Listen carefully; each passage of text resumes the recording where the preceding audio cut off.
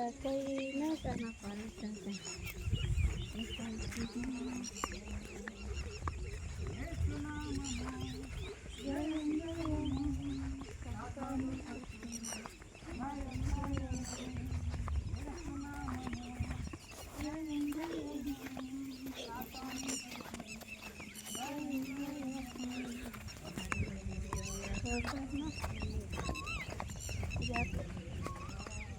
మా రెండమ్మా హోసన్న అల్లే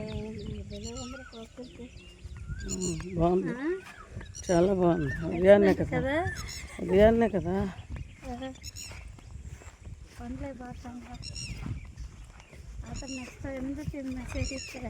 బాప్టిస్ట్ కార్యక్రమాలకి దేవుడు ఇంత దూరం తీసుకొచ్చాడు మనల్ని.